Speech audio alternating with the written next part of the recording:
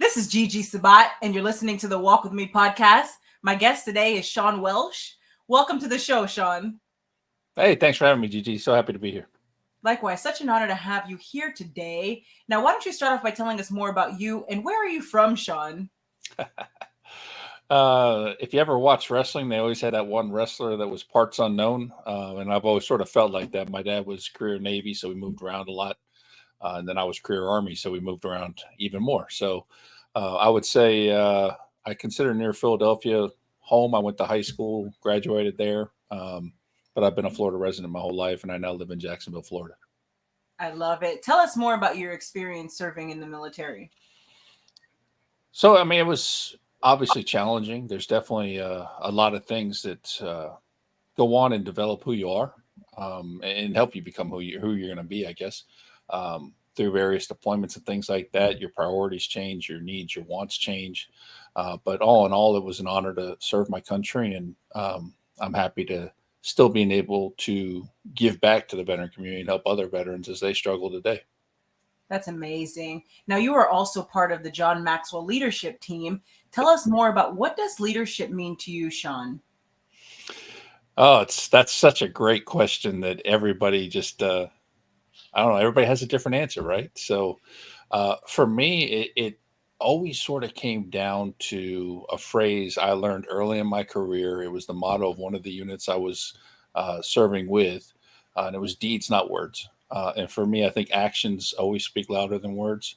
And I like to see servant leadership. I like to see those leaders who are out there leading from the front, setting the example, doing the right thing, and trying to motivate their people to come together as a cohesive team to achieve great things as a team. And there's so many elements that go into that, such as empathy and team building and trust. Integrity has always been a big one for me.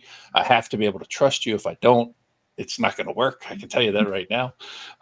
So many elements play into it. But for me, I always start with the deeds, not words. I love it. Very powerful statement.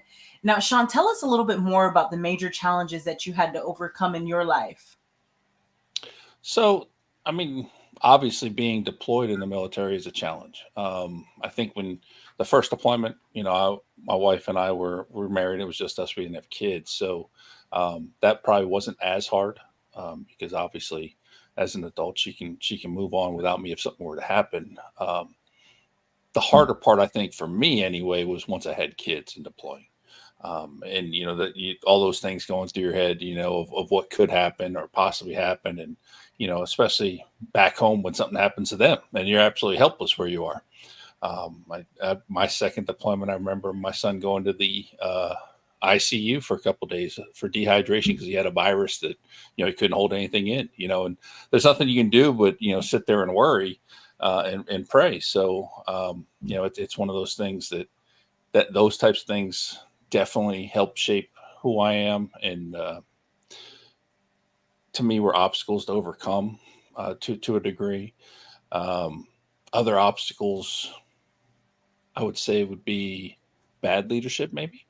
I've had some great leaders, I've had some bad leaders, and when you're dealing with someone who is not a very good leader and they're corrupting an organization, it can be very, very tough for everybody involved. And, some of those can really become struggles, especially in an organization like the Army. But you can see that in any organization. And then I would say that the other big hurdle for me would be anger. I've been anger management a couple times, continue to deal with the whole anger demon, if you will. Little things can set you off. They can, cause you to get angry all of a sudden. Frustrations can build up, so it's a constant struggle and trying to work on, your resiliency skills and keeping yourself, I hate the term, but, keeping yourself in that happy place, that type of thing, trying to, keep positive thinking going and not let the negative thoughts really, hammer on you and push you down and send you to those real dark places. Very powerful statement. Shawn, now you mentioned anger management and also bad leadership. What if an individual struggles with both? What message do you have for that particular individual? Get out of there if you can. Now, obviously, that's not always the case, right? So if you're in the military, you can't necessarily switch units. Um, you have to try to maintain your professionalism. You need to seek, counsel and um, find people that you can trust and vent to. Venting is huge, especially with anger. I think, especially if you have someone you can vent to who is going to keep you honest and not let you not throw gas on the fire, if you will. Venting to that person with the gasoline can, that's never a good thing because it's just going to get a whole lot worse. So if you can, obviously, I would get out of the situation. And finances may keep you from doing that. Your specific job that you're in may prevent you from doing that. So if you can't get out of it, then you have to find coping mechanisms and ways that you can deal with it, and try to keep that positive mindset going. I love it. And let's talk a little bit more about your faith. How does your faith have a role in everything that you do? That's a great question because it's part of it, and I look at things a little bit different, but it's almost like a Jiminy Cricket thing going on in the back of your head at times when you see things going on or you're about to maybe do something that you shouldn't be doing. That type of thing. So that faith has always been there, and that Jiminy Cricket type thing. But for me, my faith, I really strengthened about halfway through my career. Got baptized again, and um, my wife and I remarried in church as opposed to when we originally got married, just in the courthouse. And that whole weekend was a magical weekend for me, where um, really felt brand new. And from there, I've tried to set a good example. I try to live a good life. I try to give back where I can.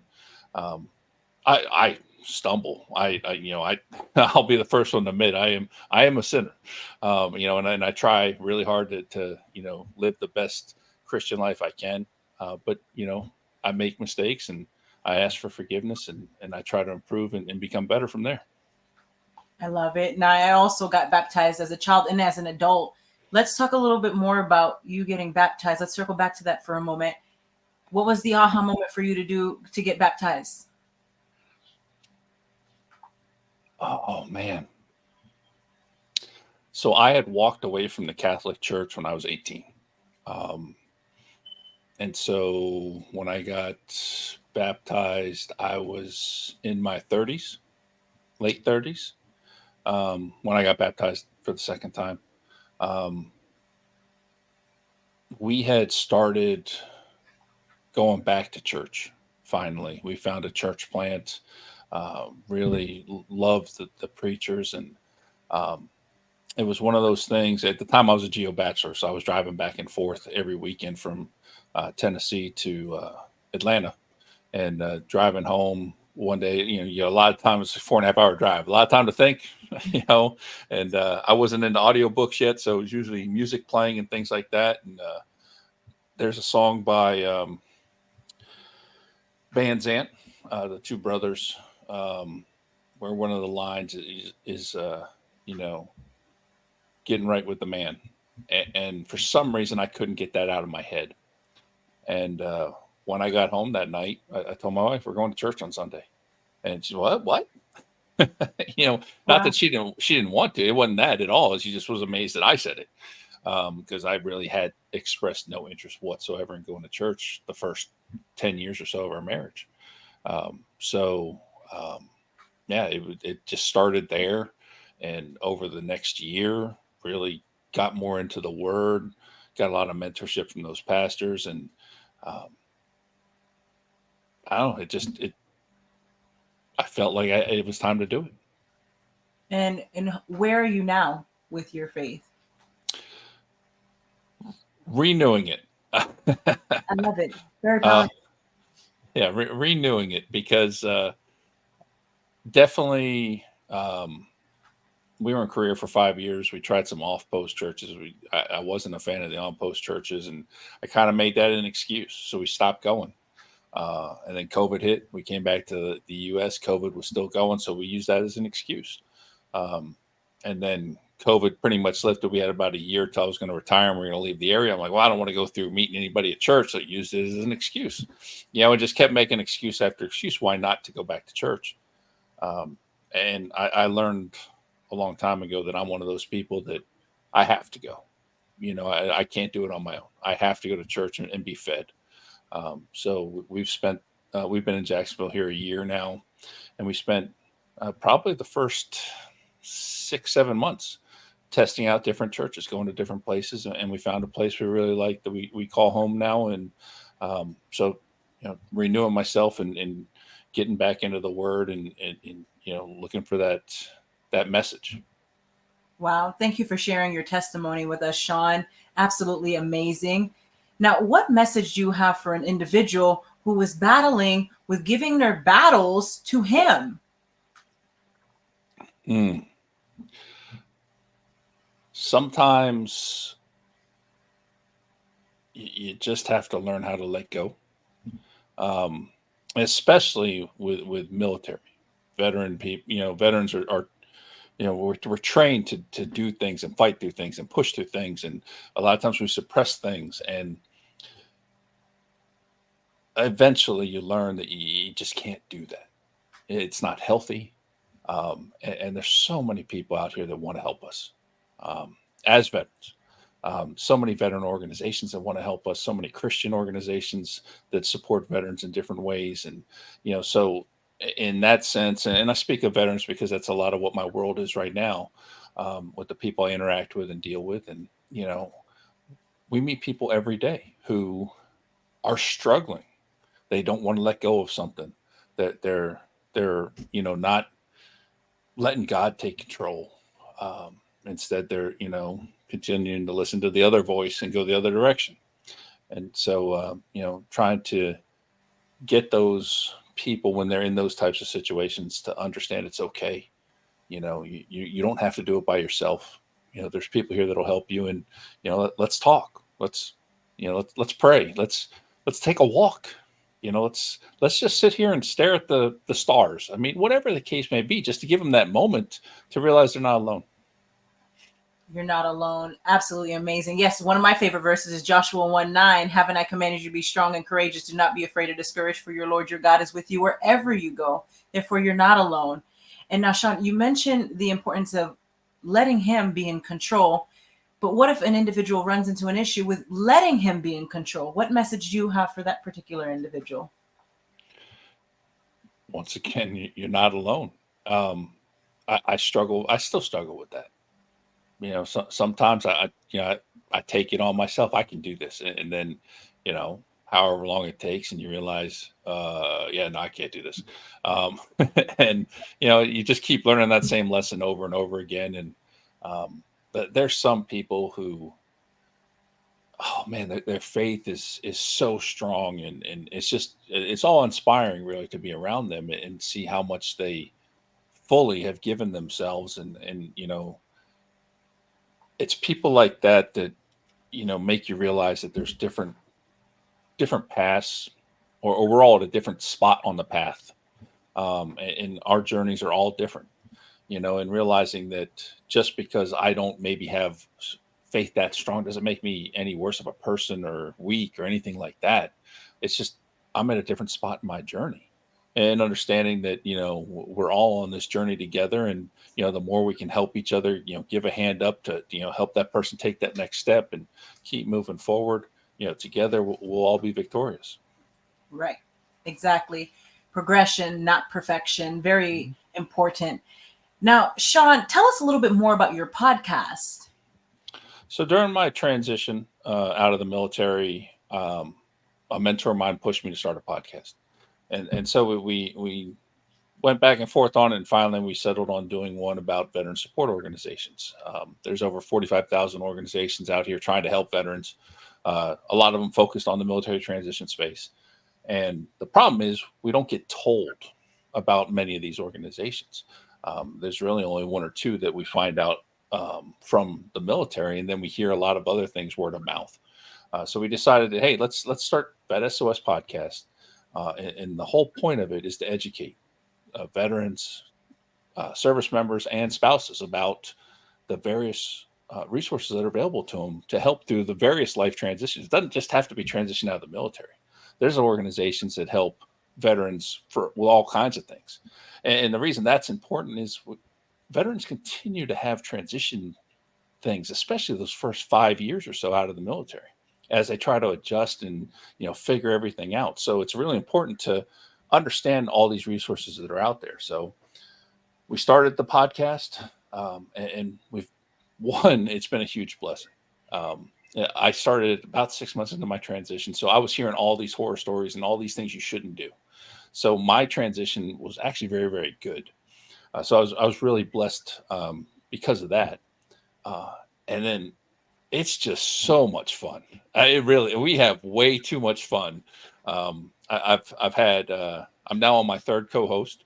And what I love about the co-hosts that I've had is that they've each stepped down very strategically, but they've stayed on the team, and they're coming back to guest co-host when someone can't make it and things like that. And they serve kind of an advisory role to help us continue to grow the podcast. So we got this little family growing, and it's just absolutely amazing. And you look back at it, it's been 2 years now.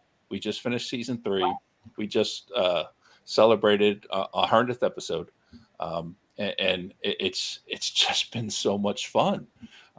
And like, I never wanted to podcast. Like, it was never even on my radar, So now looking back, I'm like, man, I don't even know what I'd be doing right now if I hadn't done the podcast for 2 years. And I've met so many great people in this community, and just the whole thing has just been absolutely phenomenal. He already knew. And congratulations, Shawn. Very powerful. Oh, yeah. Now, let's talk about the podcast for a moment. What if someone wants to launch their own podcast, but they have a fear of doing so? What message do you have for that particular individual, Shawn? Like Nike said, just do it. So my mentor, his co-host on their program that they've been doing for about 6 or 7 years now, he was a veteran. So he came on board, and he was my co-founder and original co-host.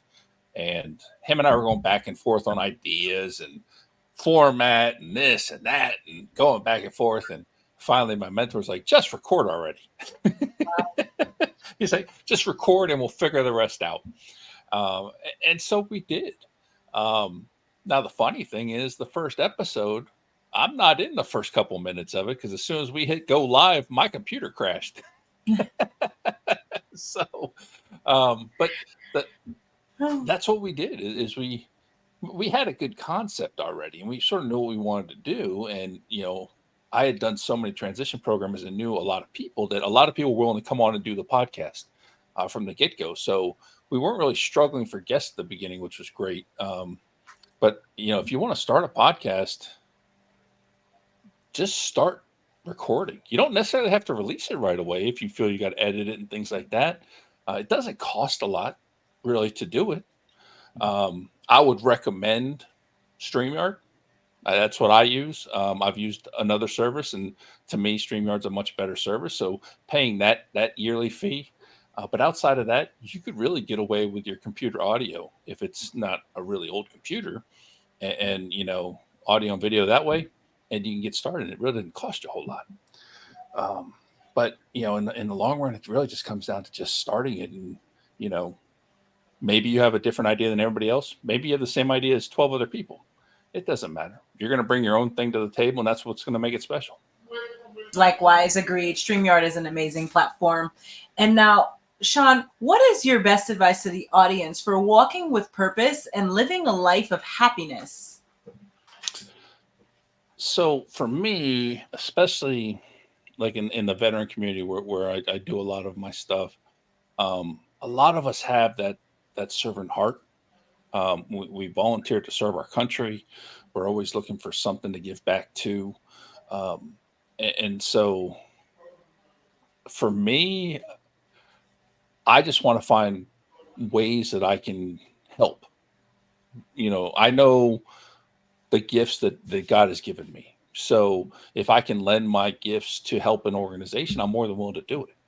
And so trying to find those right fits where I can help an organization get better, really, it makes you feel good, first of all, just because you're doing something good for someone else or some other organization. And two, you don't understand the impact you could potentially be having until you really start to see things happen. And It's a wonderful experience. I always encourage people to volunteer any way they can. But, learn who you are, learn, what your gifts are, what your strengths are, and find ways that you can use that to make purposeful impact somewhere in the world. Very true. Now, I want to circle back to what we said earlier in regards to not just the veteran experience, but also to the PTSD rate is very high. What message do you have for an individual struggling with PTSD? Don't struggle alone. There are amazing resources. Um, there's a lot of, what's the word? There's a lot of different ways that people are trying to deal with PTSD or help PTSD. Um, I like with my podcast, I'm very careful about who I bring on to talk about PTSD. I want to make sure that I personally believe in their method. I'm not saying that the other methods may not be 100% worth doing and everything, but for me, I have to believe in it. And I've had a couple people come on the show to talk about it, and they're doing great work still in our community. And the thing you have to understand is you are not out there by yourself. There are so many resources available to help you. And it's important that you get the help you need. Don't struggle in silence. Don't struggle alone. Um, let us help you find your tribe so that you can get plugged back in, and we can help you find those people that'll really help you. Very true. You are not alone. Very powerful statement. Now, Shawn, do you have any last words for the audience? The one thing that I tell people all the time is you don't transition alone, and I mean that. I mean, I have been overwhelmed by how great this community is, trying to help people transition. So if you're a service member or a military spouse and you guys are going through that transition process to get out of the military, reach out to people. There are so many great resources out there. And with the podcast, we hope to be a resource. That's what we're trying to do, just educate you about all the different things that are out there, and really try to help people understand that they're not alone. And um, that's really the big thing that I usually try to talk about. Um, and I believe it. And I learned that the hard way. I had to work out of town for a couple months, and I was away from the group I was volunteering with. And it hit me how much I needed them as much as I was trying to help them. Um, because it puts you in a spot, and you're like, oh, wait a minute, I'm not seeing my buddies every week and saying hi. I'm not having those conversations, and I was off center. Something wasn't right, and as soon as I got back, it all started to feel normal again. So it's one of those things that you don't realize sometimes what you really need. But once you find your tribe and get plugged in, that interaction and that love, that'll help you. That's true. And I absolutely agree. It's so important to meet people where they are. Thank you, Shawn, and thank you for being a guest on the Walk With Me podcast. Now, where can the audience find you? So the easiest way is on LinkedIn. I do a lot of stuff on LinkedIn. If you're interested in checking out the podcast, you can go to VET SOS like I said, we got 101 episodes up right now. We're trying to improve the searchability so that you can find specific topics if you're looking for them. But definitely come check us out. Reach out. I'm always willing to talk to people. I love doing Zoom meetings and meeting people and having those conversations. So you never know where it's going to lead. And Gigi and I had a conversation one day. Next thing you know, I'm on our podcast. So it's all good. And we had 45-minute conversation that was just amazing.